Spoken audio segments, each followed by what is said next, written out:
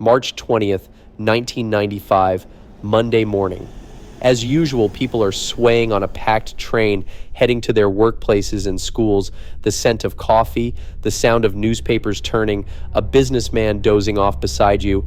Everyone thought this ordinary routine would continue forever on this spring morning. But that routine turned into a nightmare the moment the subway doors opened. Around 8 a.m., something strange began to happen inside the Marunouchi line train.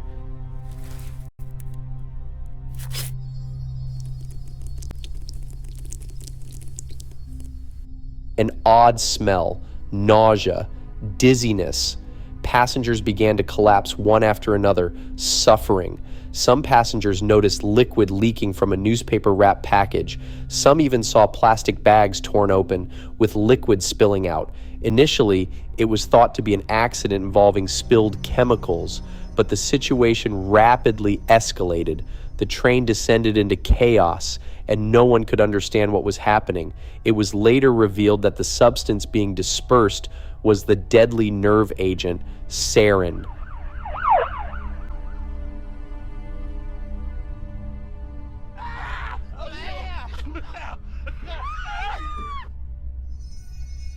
At nearly the same time, similar incidents occurred at multiple stations, including Hibiya and Tsukiji.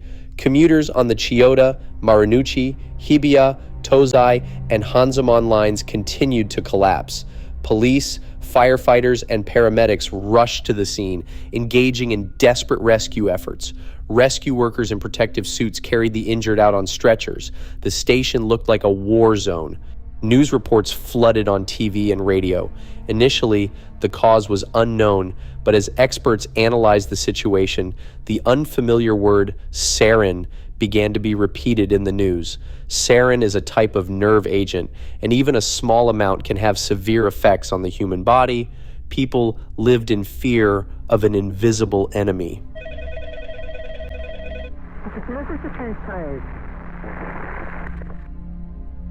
Who could be behind such a shocking and unprecedented act of terror? The streets were flooded with confusion, the air thick with fear, but the question echoed in everyone's minds. Who could carry out something so cruel, so calculated? The attack was sudden, unexpected, and deadly. Who could possibly have the motive, the resources, and the willingness to unleash such horror on innocent commuters?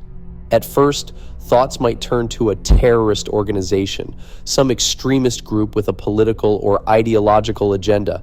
Could it be a radical faction hoping to send a message?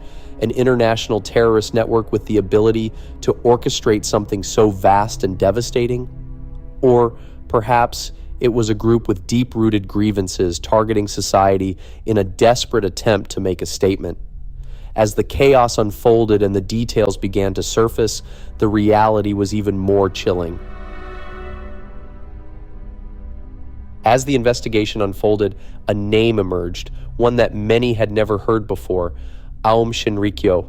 The name itself, strange and unfamiliar, sent a wave of unease through the public. What kind of organization could be behind such a horrendous crime? People began to ask themselves, who were they, and what did they stand for? It had started as a yoga class, a seemingly harmless group offering spiritual guidance, but over time it grew darker, and its focus shifted to something far more ominous. The founder, Shoko Asahara, claimed to possess supernatural powers, even asserting that he could levitate. He preached that the world was nearing its end, a catastrophic event he called Armageddon. Asahara declared himself the final enlightened being, the one who would lead his followers to salvation. His followers were expected to offer absolute obedience. The teachings of Aum Shinrikyo were a strange amalgamation of Buddhist, Hindu, and other religious elements, with harsh training and exorbitant donations required of its members. But what began as a religious movement soon took a terrifying turn. The group became increasingly militarized. They smuggled in Russian-made military helicopters, fabricated assault rifles, and even delved into the research of biological and chemical weapons. Aum Shinrikyo, under Asahara's direction, claimed that they were preparing for the final war, a battle to save the world from destruction. The sarin gas attack on the Tokyo subway was not a random act. It was part of their preparations for this so-called war, an attack on the government and society itself designed to create chaos. But why? Why would they commit such a horrific crime? Asahara referred to the sarin attack as POA, a term he used to describe the act of salvation. To him, this was not terrorism. It was a righteous act, a step toward his vision of a purified world. His deep-seated hatred for the government, combined with his warped sense of justice derived from his teachings, led him and his followers down a path that seemed incomprehensible to ordinary people.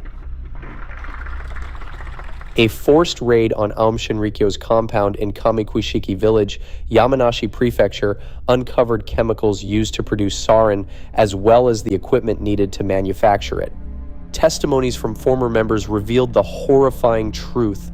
Scientists who had helped in the creation of sarin and followers who had carried out Asahara's instructions without question were behind the attack. The true nature of the cult continued to unfold. Inside their facilities, members lived in isolation, cut off from the outside world. They were subjected to intense mind control, their thoughts manipulated so that Asahara's words became their absolute truth. Shockingly, some of those caught up in this madness were highly educated individuals, doctors, lawyers, and scholars, people you would never expect to fall prey to such a dangerous cult. Why did they join? How did these intelligent, seemingly rational individuals become part of such a radical and violent group? As the mystery deepened, the entire nation was left grappling with one question. How could such a cult have grown so powerful, and why had so many fallen under its spell?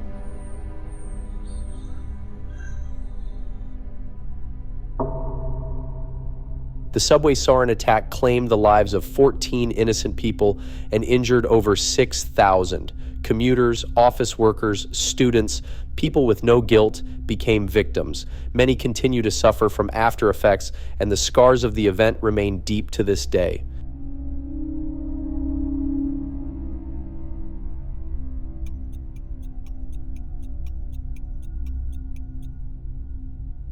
In our next episode, we'll take a closer look at how Aum Shinrikyo was able to rise to such power and influence. How did this group recruit its members? What techniques did they use to manipulate and control even the most educated minds? And most importantly, what lessons can we learn to protect ourselves from the dangers of cults and extremist ideologies in the future?